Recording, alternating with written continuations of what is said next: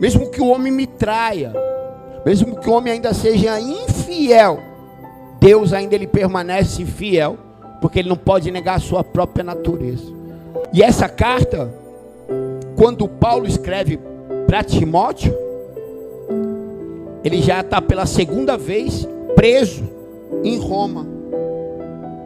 E quando ele está escrevendo essa carta, já é a segunda prisão dele em Roma. Mas na segunda prisão, quando ele está escrevendo exatamente essa carta para incentivar a Timóteo, além de preso, ele já está condenado à morte ali naquele lugar. E muitas vezes achamos que as perseguições, as dificuldades da vida, as adversidades são tão pesadas que queremos muitas vezes desistir, parar, não queremos fazer nada. Só que Paulo, olha só, que exemplo de perseverança. Paulo está preso, e está preso injustamente, porque ele está preso por alegações e acusações que ele não cometeu. E ele está preso, sendo injustamente preso e ainda injustamente condenado à morte, porque aqui ele só está esperando agora a sentença dele de morte. Ele já sabe que ele está preso, condenado à morte. Mas mesmo assim, ele não está aqui na cadeia murmurando, falando: poxa Deus, tu me esqueceu aqui, tu me abandonou aqui, tu não quer mais saber de mim. Ah, então eu não quero mais saber também do Senhor. Fiz tantas coisas, nem se gloriando ele não está. Ele não está perdendo tempo murmurando. Ele não está perdendo tempo achando culpado, condenando e apontando e julgando pessoas. Não, Paulo mesmo assim nessa situação e nessa condição, ele está achando um motivo para ser produtivo na obra de Deus. Ele está falando assim: eu estou preso e vou ser condenado à morte, mas ainda tenho algum tempinho para fazer alguma coisa pela obra de Deus.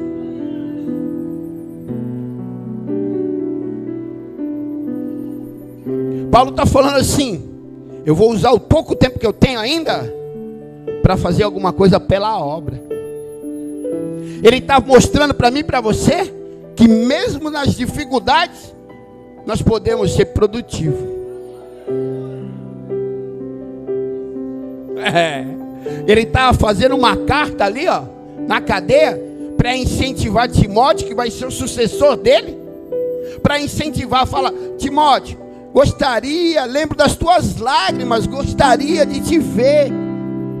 Mas Timóteo, estou aqui suportando todas essas aflições por causa da palavra, para permanecer firme, porque se morremos com Cristo, também viveremos com Ele. Sabe, Timóteo, olha só, tenha coragem, se esforça, Timóteo, continua, sabe, ele está ali, ó, sem motivo nenhum para animar ninguém, sem motivo nenhum para falar algo bom para alguém, mas ele está cheio do Espírito Santo de Deus, e mesmo naquele cárcere, ele está fazendo algo produtivo pela palavra. Ele fala assim, ó, ele está falando assim para Timóteo, ó, Timóteo, eu vou morrer, mas a palavra ela tem que continuar viva.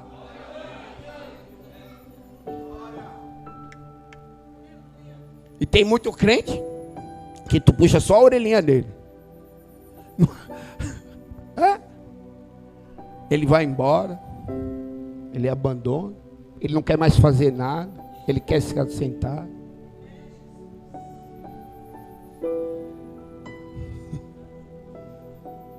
Só que Paulo está ensinando para mim e para você que a obra de Deus é mais importante que a própria aflição dele. Que a obra de Deus é mais importante que a própria vida dele. Eu vi o Renato falar aquele dia sobre Neemias, do amor à obra, de continuar fazendo a obra com amor, com afinco. E é justamente isso, é o que Paulo está falando. Paulo está dizendo assim, a obra, a palavra, ela tem que continuar, ela nunca pode parar.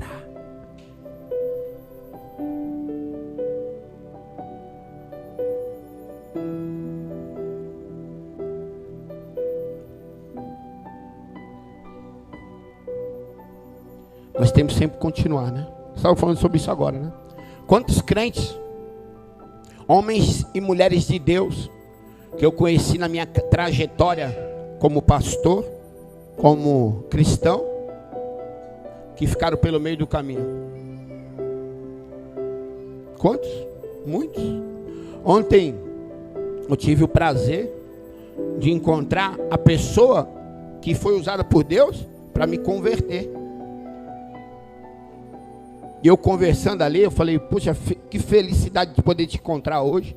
Deus colocou eu ali frente a frente na mesma calçada. Dei um abraço. Não foi esse, Renato. Dei um abraço, dei um beijo. Falei, Deus tem uma obra aí na tua vida. Aí ele falou, te acompanho, eu tenho te observado. Eu falei, eu sei disso.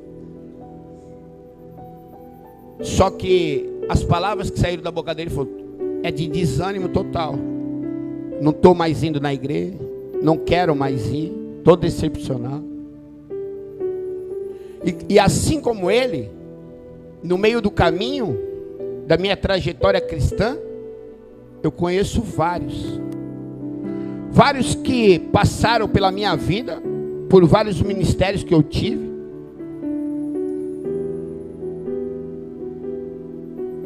Para mim chegar até aqui, que se decepcionaram com situações, com pessoas, e que fui paralisado, ficaram pelo meio do caminho. Só que a palavra de Deus, ela vai dizer que a minha vitória e a tua vitória, ela não está nem no começo e nem no meio, ela está no 1 Coríntios capítulo 15, verso de número 58, a Bíblia vai dizer assim: porém, sejam firmes e constantes, porque nada que fazemos a Deus será inútil. Sejam firmes. Firme é algo que não muda. Você planta uma raiz e permanece ali.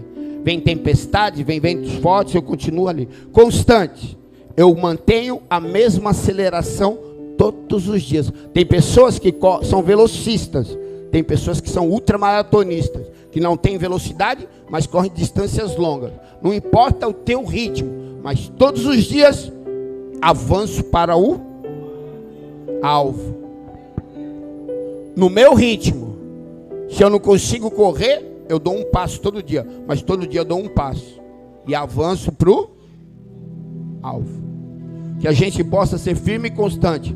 Tomar como exemplo Paulo, que mesmo condenado injustamente, dentro de uma cela de prisão, e a cela de prisão não é igual hoje, não, que tem ventilador, tem televisão dentro da cela, tem baralho, carta, tem isso e aquilo e muitas coisas mais. Não,